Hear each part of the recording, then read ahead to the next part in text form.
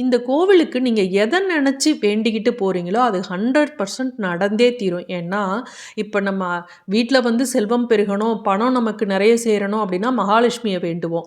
நம்ம பிள்ளைகள் வந்து கல்வியில சிறந்து விளங்கணும் அப்டின்னா, நம்ம சரஸ்வதிய வேண்டுவோம். இந்த தலத்துல மும்மூர்த்திகளான சிவன், பிரம்மா, விஷ்ணு, முப்பெரும் தேவியர் சரஸ்வதி, மகாலட்சுமி, பார்வதி இப்படி அனைத்து தெய்வங்களும் 6 தெய்வங்களும் இருக்கக்கூடிய ஒரே கோவில்.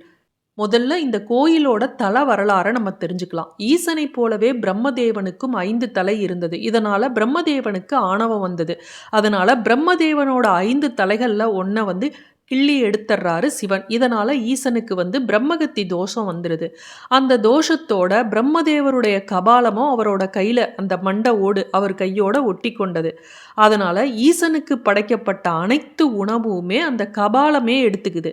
பசியால வாடுனாரு சிவனும். பிரம்மகத்தி தோஷங்கிறது ஈசனையே விட்டு வைக்காது. அதனால அந்த கபாலத்தையே யாசகம் வாங்கும் பாத்திரமாக ஏந்தி கொண்டு பிச்சாடனர் கோலத்துல பூலோகத்துல பல தலங்களுக்கு சிவன் போறாரு. அப்ப ஒரு நாள் இந்த தலத்துக்கு வந்தபோது திருமால் வந்து ஈசனின் பாத்திரத்துல உணவு அளிக்கும்படி திருமகள்கிட்ட சொல்றாங்க. திருமகளும் ஈசன் வைத்திருந்த கபாலத்துல உணவிட்டாள். அது பூரணமாக நிரம்பி ஈசனோட பசியை போக்கியது. அதனால தாயாருக்கு பேரு பார்த்தீங்கன்னா பூரணவல்லி அப்படின்னே பெயர்.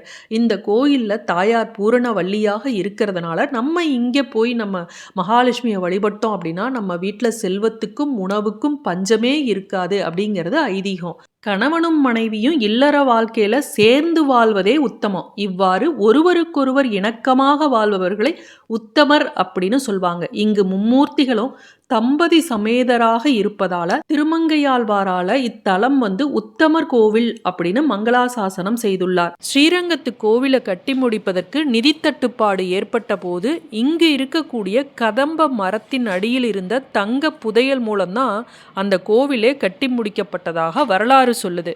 இங்கு சிவகுரு தட்சிணாமூர்த்தி, விஷ்ணுகுரு வரதராஜர், குரு பிரம்மா, சக்தி குரு சௌந்தர்ய பார்வதி, ஞானகுரு சுப்பிரமணியர், தேவகுரு வியாழன், அசுரகுரு சுக்கராச்சாரியார் என 7 குரு சுவாமிகளும் குருவிற்குரிய இடங்கள்ல இருந்து அருள்வதால இத்தலம் வந்து சப்தகுரு தலம் அப்படிங்கிற பெயர் பெறுகிறது. குரு பயிற்சியினால உங்களுக்கு ஏதாவது பரிகாரம் பண்ணணும், கோவிலுக்கு போகணும் அப்படின்னா குரு ஸ்தலமாக 7 குருவோட ஸ்தலமாக இருக்கக்கூடிய இந்த கோயிலுக்கு போனீங்க அப்படின்னா உங்களுக்கு இருக்கக்கூடிய தோஷமானது விலகும்.